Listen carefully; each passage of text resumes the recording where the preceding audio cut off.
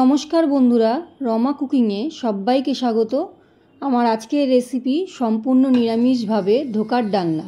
নিরামিষ যে কোনো অনুষ্ঠানে কিংবা ঘরোয়া রান্নাতে বাঙালিদের অত্যন্ত পছন্দের একটি নিরামিষ রেসিপি ধোকার ডালনা, যা সাদা ভাতের সাথে অতুলনীয় লাগে। তাহলে আসুন এই ধোকার ডালনা রেসিপিটা দেখে নেওয়া যাক। ধোকার ডালনা বানানোর জন্য আমি এখানে ডাল ভিজিয়ে রেখেছিলাম। এটা ছোলার ডাল আছে, ভালো করে ধুয়ে জল ঝরিয়ে রেখেছি। ছোলার ডালটা একটা মিক্সি জার নিয়েছি, দিয়ে দিচ্ছি জারের মধ্যে। আর দিয়ে দিচ্ছি 3টে কাঁচা লঙ্কা, 4 টুকরো আদা, আর দিয়ে দিচ্ছি অল্প একটু জল।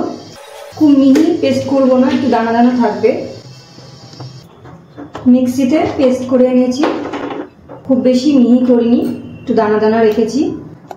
এবার আমি এটা সাইডে রেখে গ্যাসে একটা কড়াই বসিয়ে নেব। গ্যাসটা অন করে একটা কড়াই বসিয়ে দিয়েছি। কড়াইয়ের মধ্যে দিয়ে দিচ্ছি কিছুটা সাদা তেল। তেলটা গরম হয়ে গেছে। এবার দিয়ে দিচ্ছি একটু কালো জিরে, একটু মৌরি, আর দিয়ে দিচ্ছি 1 চিমটি মতো হিং। একটু নাড়াচাড়া করে নিচ্ছি। আর দিয়ে দিচ্ছি এর মধ্যে হলুদ। হলুদটা তেলের সাথে একটু ভালো করে মিশিয়ে নিচ্ছি। গ্যাসের ফ্লেমটা একদম লোতে রেখে আমি এই ছোলার ডাল বাটাটা দিয়ে দিচ্ছি কড়াইয়ের মধ্যে। তেলের সাথে ডাল বাটাটা একটু ভালো করে মিশিয়ে নিচ্ছি। এর মধ্যে দিয়ে দিচ্ছি পরিমাণ মতো নুন, আর দিয়ে দিচ্ছি একটু গরম মশলা, সামান্য একটু চিনি দিয়ে দিচ্ছি। এবার সব কিছুকে ভালো করে মিশিয়ে নিচ্ছি। গ্যাসের ফ্লেমটাকে একদম লোতে রেখে ক্রমাগত নাড়তে থাকতে হবে। ডালটা দেখুন কড়ার গা থেকে একদম ছেড়ে দিয়েছে। ডালটা আমার একদম রেডি হয়ে গেছে। এবার আমি কড়াইটা পাশে রেখে একটা থালা একটু তেল দিয়ে মাখিয়ে নেব।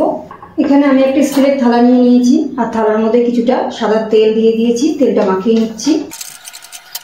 এবার আমি গরম গরম এই ডালটা এর মধ্যে দিয়ে দেবো সেট হওয়ার জন্য।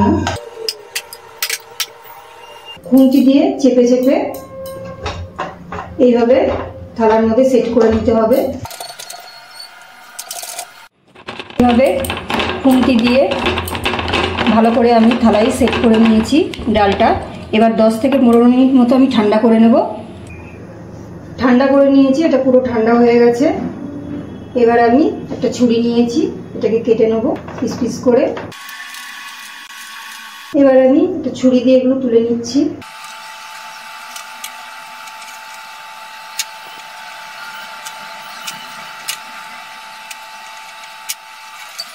এইভাবে পিস করে কেটে নিয়েছি। এবার আমি গ্যাসে একটা কড়াই বসিয়ে দেবো। কড়াইটা বসিয়ে দিয়েছি। এবার আমি দিয়ে দিচ্ছি সাদা তেল। তেলটা গরম করে নেব। তেলটা গরম হয়ে গেছে। এবার এই ধোকাগুলো আমি তেলের মধ্যে ছেড়ে দিচ্ছি এক এক করে। খুব বেশি একসাথে দেব না। গ্যাসের ফ্লেমটাকে লোতে দিয়ে ধোকাগুলো ভেজে নিচ্ছি। গ্যাসের ফ্লেমটা এখন জোরে দেওয়া যাবে না, কারণ বেশি জোরে দিলে উপরটা লাল হয়ে যাবে, ভিতরটা কাঁচা থেকে যাবে। সেক্ষেত্রে খেতে ভালো লাগবে না ধোকাগুলো। ধোকাগুলো এক পিঠ ভাজা হয়ে গেছে। এবার একটু উল্টে দিচ্ছি। খুব আলতো হাতে উল্টে দিতে হবে, না হলে ভেঙে যেতে পারে। ধোকাগুলো ভাজা হয়ে গেছে। এবার আমি ধোকাগুলো তুলে নিচ্ছি। বাকি যে ধোকাগুলো আছে এবার সেগুলো ভেজে নেব।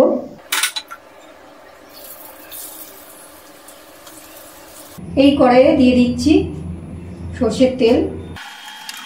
তেলটা গরম হয়ে গেছে। এই তেলে দিয়ে দিচ্ছি কেটে রাখা আলু। ডুমো ডুমো করে আলু কেটে রেখেছিলাম, আলুটা ভেজে নেব। আলুটার মধ্যে নুন দিয়ে দিচ্ছি আর হলুদ দিয়ে দিচ্ছি। নুন হলুদ দিয়ে আলুটাকে ভালো করে ভেজে নেব। গ্যাসের ফ্লেমটা একদম জোরে দিয়ে আলুটা ভেজে নিচ্ছি। আলুগুলো ভাজা হয়ে গেছে। খুব ভালো করে আলুগুলো ভেজে নিয়েছি। এবার তুলে রাখছি। এই তেলে দিয়ে দিচ্ছি একটা তেজপাতা, 2টো লবঙ্গ, একটা দারচিনির টুকরো, এলাচ, একটা শুকনো লঙ্কা। গোটা মশলাগুলোকে ভালো করে ভেজে নিচ্ছি। গোটা মশলাগুলো একটু ভেজে নিয়েছি, তারপরে দিয়ে দিচ্ছি একটু সাদা জিরে। সুন্দর একটা গন্ধ আসতে শুরু হয়েছে, এই সময় আমি দিয়ে দেবো আদা বাটা আর কাঁচা লঙ্কা বাটা দিয়ে দিচ্ছি। বাটি ধুয়ে আগে আমি একটু জল দিয়ে দিলাম, নাহলে চারিদিকে চিটকচ্ছে। এবার দিয়ে দিচ্ছি 1 চামচ ধনে গুঁড়ো, 1 চামচ জিরে গুঁড়ো, হলুদ, স্বাদ মতো নুন দিয়ে দিচ্ছি, আর দিয়ে দিচ্ছি কালারের জন্য কাশ্মীরি লঙ্কার গুঁড়ো। সব কিছুকে ভালো মতো কষিয়ে নিচ্ছি। মশলাগুলো ভালো করে কষিয়ে নিয়েছি। এবার এর মধ্যে আমি দিয়ে দিচ্ছি ভেজে রাখা আলুগুলো। আলুর সাথে মশলাটাকে আরেকটু ভালো করে কষিয়ে নেব। মশলার সাথে আলুটাকে ভালো করে কষিয়ে নিয়েছি, মশলা থেকে একদম তেল ছেড়ে দিয়েছে। এবার আমি এর মধ্যে দিয়ে দেবো, এর মধ্যে আছে কাজু বাটা আর পোস্ত বাটা। 1 চামচ পোস্ত বাটা আছে, আর 8টা মতো কাজু, গোটা কাজু বেটে নিয়েছি শিলনোড়ায়, সেটা দিয়ে দিচ্ছি। বাটি ধুয়ে একটু জল দিয়ে দিচ্ছি। সব কিছুকে ভালো করে আরেকটু কষিয়ে নেব। সব কিছু ভালো করে কষানো হয়ে গেছে। এবার এর মধ্যে আমি দিয়ে দেবো গরম জল। গ্যাসটা জোরে দিয়ে একটু ফুটিয়ে নেব। ফুটে গেছে, এবার একটা ঢাকনা দিয়ে ঢেকে দিচ্ছি আর গ্যাসটা একদম লোতে দিয়ে দিচ্ছি। আলুটাকে সিদ্ধ হওয়ার জন্য গ্যাসটা লোতে রেখে দিচ্ছি। ঢাকনাটা তুলে দেখে নেব আলুটা সিদ্ধ হয়েছে কিনা। আলুগুলো একদম সিদ্ধ হয়ে গেছে। এবার আমি এর মধ্যে দিয়ে দেবো ভেজে রাখা ধোকাগুলো। ভেজে রাখা ধোকাগুলো দিয়ে দিচ্ছি। ধোকাগুলো দিয়ে একটু আমি ধোকাগুলো একটু ফুটিয়ে নেব ঝোলের মধ্যে।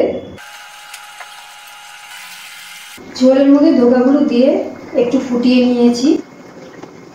এবার আমি এর মধ্যে দিয়ে দেব গরম মশলা, আর দিয়ে দিচ্ছি একটু ঘি। গরম মশলার ঘিটাকে একটুখানি মিশিয়ে দিচ্ছি। খুব বেশি নাড়াচাড়ি করছি না, তাহলে ধোকাগুলো ভেঙে যেতে পারে। এবার এর মধ্যে দিয়ে দেবো রোস্ট করা কাসুরি মেথি। এটা যেহেতু একটা নিরামিষ রান্না, এর মধ্যে কাসুরি মেথি দিলে সুন্দর একটা গন্ধ আসবে, খেতেও ভালো লাগবে।